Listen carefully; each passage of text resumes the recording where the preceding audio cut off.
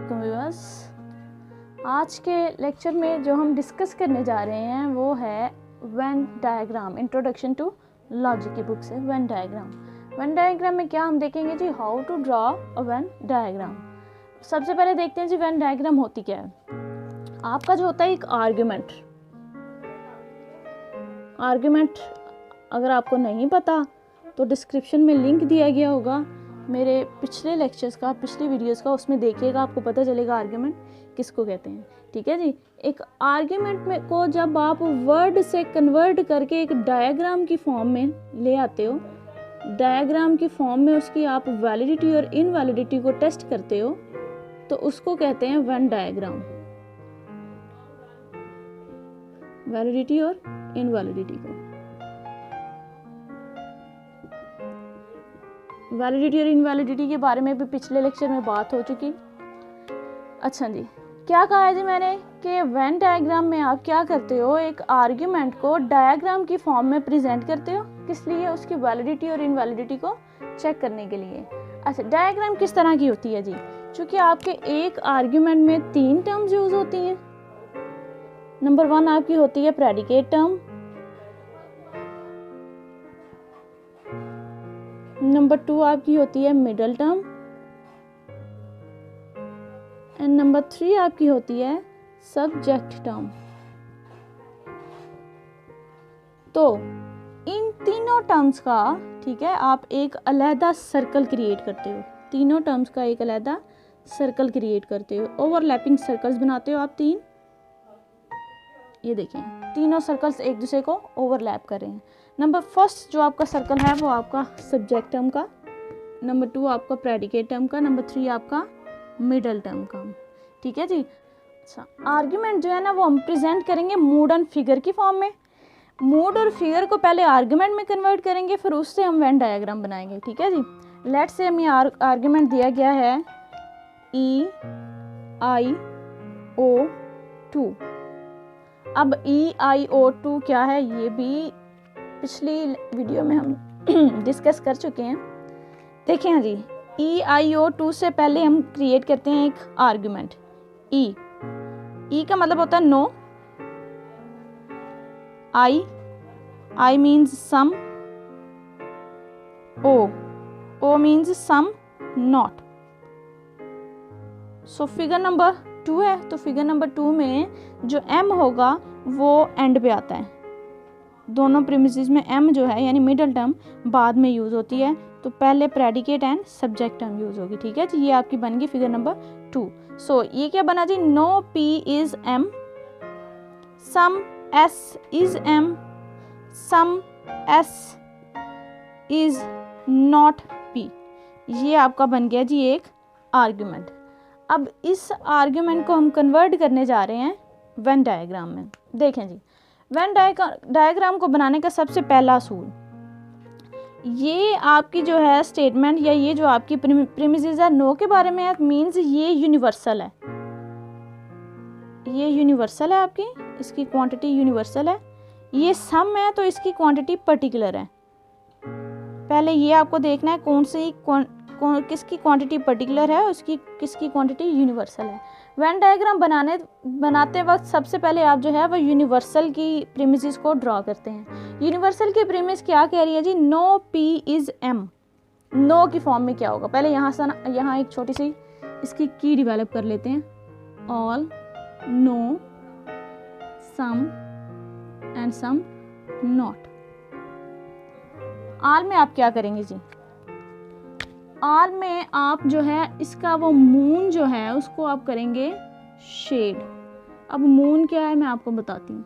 No में आप जो इसकी है फिश उसको करेंगे शेड। सम में आप फिश में एक्स को नॉमिनेट करोगे। सम नॉट में आप मून को एक्स से नॉमिनेट करोगे। ठीक है जी। देखें, ये आपका एक ओवरलैपिंग सर्कल है।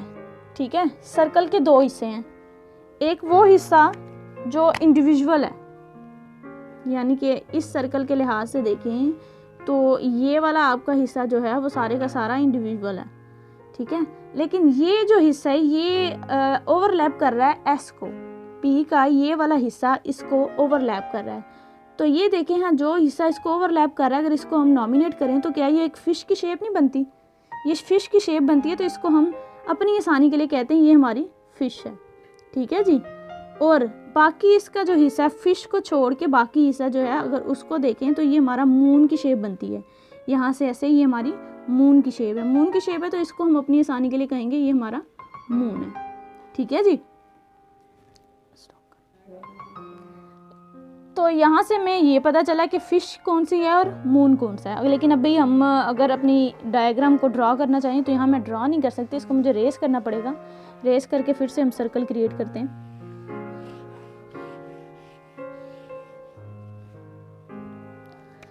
देखें जी, first circle subject term, predicate term, middle term, subject term, predicate term and middle term. First आपकी जो प्रीमिस मैं पहले बात कर चुकी हूँ कि एक अगर यूनिवर्सल प्रीमिस हो, दूसरी पर्टिकुलर प्रीमिस हो, तो सबसे पहले जो डायग्राम है वह यूनिवर्सल वाले की बनेगी। क्या कहते हैं जी? No P is M. इसका मतलब है नो में मैंने क्या कहा है, इसकी फिश जो है वो ड्रॉ होगी। किसकी फिश?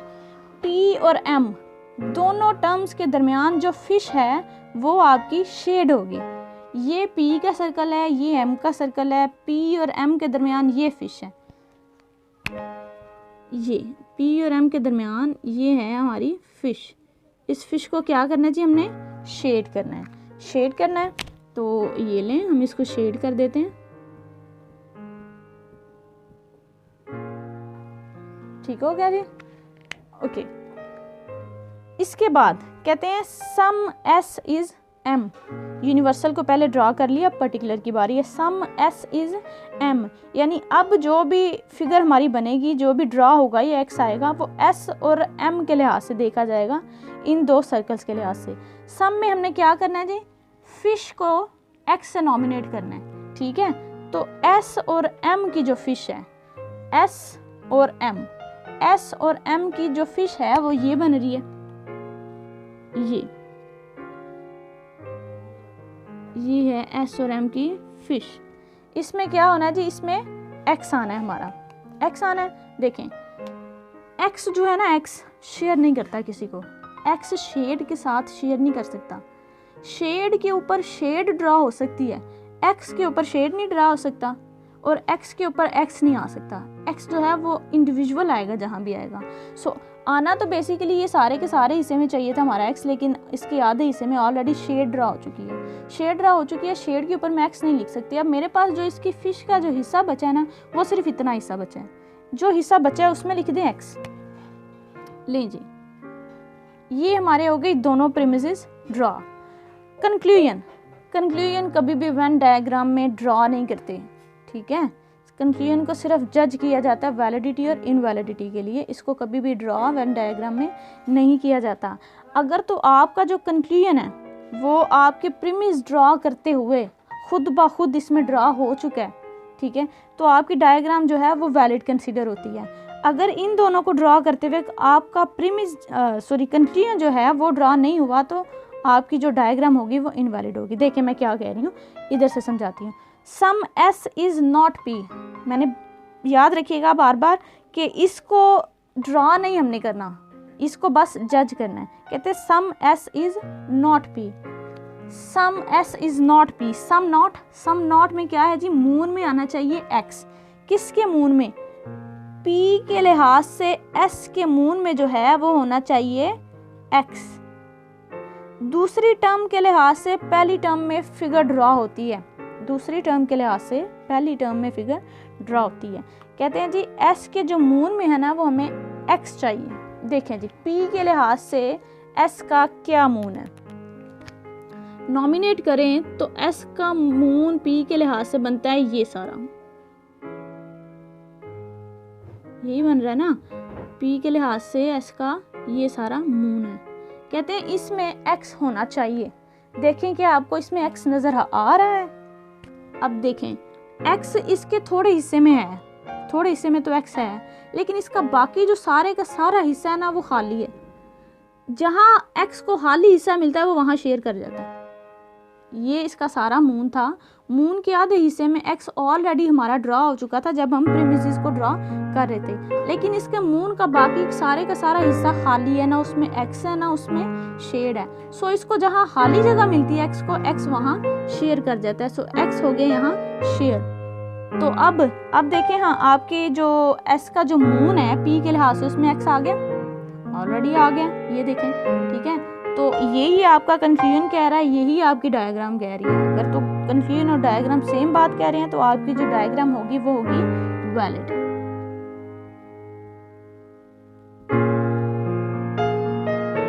आज हमने सिर्फ एक आर्ग्यूमेंट देखा है, एक आर्ग्यूमेंट को हमने वेन डायग्राम में कन्वर्ट किया है, लेकिन I think it is not sufficient.